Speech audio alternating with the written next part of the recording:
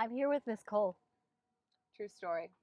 We wanted to talk a little bit about Dharma today, let you know what it means, what it is, and how you can get you some. Well, the great thing about Dharma is that maybe without even knowing it, you already have it. So that's nice. But Dharma, you might hear this word, kind of a buzzword thrown around a lot. Dharma is basically purpose. It's like finding purpose in an existence. It's quite overstimulating at times. We've got lots going on in the world, and Dharma has a lot to do with finding a way to not, I guess, feel so small in a very collective pool. Yeah. Yeah. So we're meaning making species. Mm-hmm. We create all different kinds of stories and myths and ways to make sense of the world. We do it in big forms. We do it in little forms. I mean, I'm a story maker. I'm always telling stories. But we get to make our own meaning in this world, and it's incredibly beautiful. And then we often feel like we're without it as well. So it's about finding, touching in, and how you can really touch in and feel anchored into life, rather than this feeling of what are we doing here. So we're not really going to like answer the question of what exactly that we're doing here. You get to answer that question about what is it that fills you up, what is it that you can give to the world, and what is it that makes you feel part of. Yeah, and Dharma also, it doesn't have to be grand. It can be, it doesn't have to be trivial either, but it can be something very simple. And I think that, one thing that gets a bad rap, especially in modern day society, is that we need to find this very large, meaningful purpose in our life. And sometimes our meaning, like our purpose, is to just find contentness and the fluidity of life. And I think that some people, their purpose is to be rocks, to be grounded, to really, really keep people grounded because we live in a very, yeah, very overstimulated world where people kind of need that energy around them. So if all of our energy is up in the air and up in the ethers and creation and ambition and drive, there also has to be energy that pulls us back down and brings us back down to the ground. So it's about finding the systems that work for you. So that can be your interdependent systems, your friendships, your working relationships, whatever it might be. Finding what role you play in those circles and seeing where you serve your community the best. So, is it your purpose to speak up, to use your voice, to be opinionated, to speak up for those who can't, or is it for you to step back and let go of things and detach and to allow space for others? And so sometimes our purpose can be something that's already very much a part of our life that we're not even realize is kind of playing underneath the surface. And if we can bring it to the surface and like nurture it through our relationships and through the different things that we choose to bring into our life, then we can really become content with finding that dharma or that purpose in the things that already exist there in our life. Yeah. Yeah, it can be really beautiful to almost like harvest it. Like that analogy of like in a garden, like taking out weeds and planting seeds, and it's kind of it's this harvest. It's something that's always happening. So when we can kind of figure out what it is that fills us up, what it is that we can give, then we can put more energy into it by planting the seeds and taking out the weeds. So some of the questions that I think could be helpful is, what is it that brings you joy? Like what is that? What is this thing that like really brings you joy? You can also say, what is it that really makes you feel connected? Like at what points of your life do you feel really connected? And I mean, these are some inquiries that you can write about, that you can really think about, or what are some other inquiries? Well, one way that I like to look at it as well is that if you're asking these questions and you're doing the self study and you're being curious about what it is that really lights you up or makes you passionate, but also what it is that you can give that brings contentness to you. So, in a selfish way, by being selfish and doing what drives you and what really brings you joy, you give others the permission to step into their own authenticity and their own desires. And so they can step forward into what it is that really lights them up. And I think that it's really important to see what those qualities in you are that are desirous and what you want to bring into your life, and notice how you can bring them into any situation. So look at your friendships, look at your relationships, look at your career, and see what your passions are and what it is that you're good at. Maybe you haven't really nurtured it yet, and how you can bring that into your community. And from there, you might find a sense of peace or pleasure that you weren't even aware of, because maybe you're good at something and you're like, oh, I'm really great at math, but I hate math. I don't want to do math. I'm good at it, but I don't like it. Maybe you find a way to incorporate it into your life in some creative way where it's giving back to others. And then by the good that you see coming from that skill that you have, it might bring you more pleasure finding what your Dharma is. Right. We all have these hidden skills and they're just beneath the surface. And often it comes from our experience. So something that's happened in your life. Often, our struggles can become our superpowers. For instance, one thing that really fills me up and feels like, part of what my Dharma is to share about addiction and recovery. And that's because it's something that I lived and something that I absolutely never thought would be of any benefit to anyone whatsoever. But now that it fills me up to be able to speak to that, to be able to connect with other people on that level. And, you're an expert in your experience. So often it's a least likely thing that could come back around and be what you can give back to the world.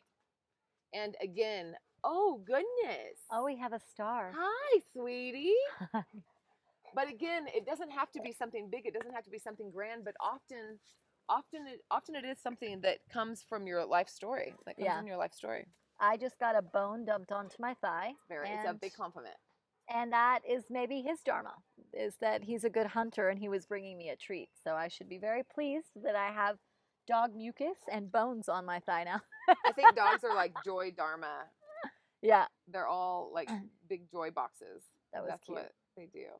No, and I completely agree with Cole. Like, I think that one thing that we've both figured out in the last couple of years, and being around Cole has definitely inspired this and instilled it in me. But I think that taking your obstacles and turning them into opportunities, like it seems with your addiction that you've done, and you've helped people by bringing light to something that has a stigma to it, that I think now allows people to realize, hey, this isn't as shameful or as quiet as it should be. This is something that's real and that people are going through, and it needs to have a voice, and there needs to be light to it so that we can make fun of ourselves and not take ourselves so seriously, and realize that life can be hard, but that we can also turn over a new leaf.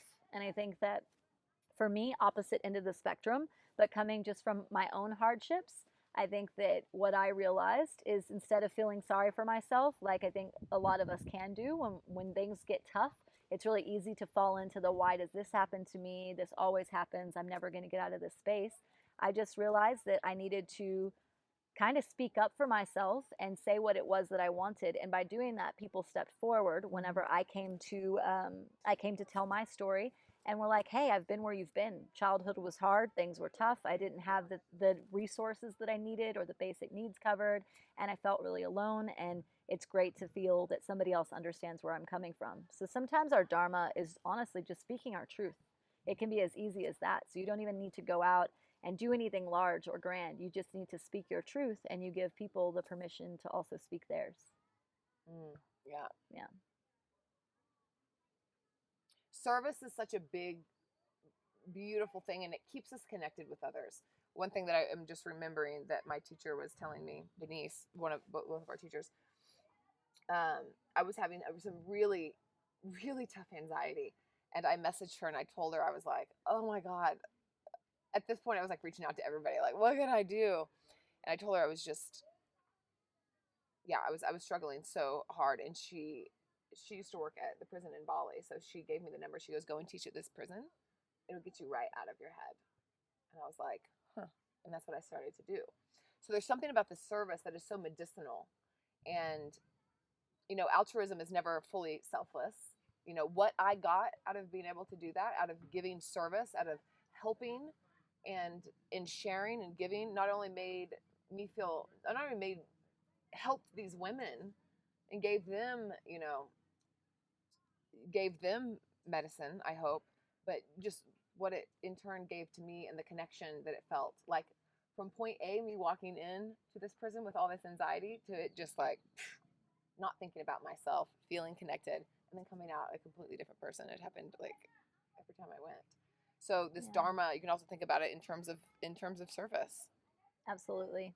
And I think a good point of that as well is that There's always a give and take. There's a time that our voices need to be used to tell our story, to give other people the space to speak their own truth. But there's also times for us to give back and listen. And so I think that it's really important that we understand that give and take, and that we don't get so attached to our own stories and our own Dharma and our own purpose, that we don't realize that each and every person that we come across in our lives and in our daily lives as a stranger is also trying to find purpose in their lives. You know, there's 8 billion of us living on this earth, and our story is so important. The hats that we wear are so important, and our role every day is so important to our life. But sometimes we can become accustomed to that more introspective space that we don't realize that other people are going through things. So sometimes just listen. Like, maybe you're a really good listener, you're very patient, you're very calm. Your Dharma could be simply to be a sounding board for people, to just be there, to be supportive. By just having your presence there alone is really, really important. And so I think that our stories, and whatever your story is or whoever else is around, we all approach our purpose from a very different space. It could be very vocal, it could be very quiet. There's no reason to say that, you know, what we've found as purpose in our life will be what you find for purpose in your life. But it is important that you're curious, and that you also understand and relate to the fact that everybody around you is trying to figure it out as well. And so, not to take out too many of your agitations on the journey by projecting onto anyone else. So explore that within yourself. Encourage you to talk with friends about it, journaling, just sitting with it in some meditation, and yeah, just be curious. Yeah, always stay curious. And you don't have to know what your Dharma is right now. But find out what it is that makes you happy, or what it is that you're good at that you can offer to those around you. And by journaling and being curious each day, slowly but not surely, something will surface at some point for you, and you could be like, oh, maybe this is purpose for me at that moment. Maybe not forever, but maybe for that moment. Yeah, beautiful. And I'll leave with one thing that I think I've said this before, and Elizabeth Gilbert said this. She's the writer of Eat, Pray, Love. She's amazing, and Big Magic. One thing that she said is that she used to get up on TED Talks and talk about passion. And she got a letter from this woman who wrote her, was very upset, and was like, I hate when people talk about passion. That some people we don't know. We don't know what the passion is. And whenever we hear that, it induces shame. She thought about it for a long time, and she wrote this really eloquent letter, which I will completely butcher. But essentially what she wrote back, or what her response to this, and what she says now, is that she doesn't tell people to find their passion, that it's to follow your curiosity. Mm-hmm. And that sometimes your curiosity will lead to your meaning or your purpose or your passion, or maybe you live a life full of curiosity, and that is an absolutely life well lived. I agree. Well, thanks for joining us. We probably have a retreat coming up. We're always planning some adventure. So if you want to come and muse with us somewhere in the world, then head over to my website or Echo's website. It'll be in the description here, and come play. Yeah. Stay curious and playful. Ciao. Ciao. We're good. We're so good.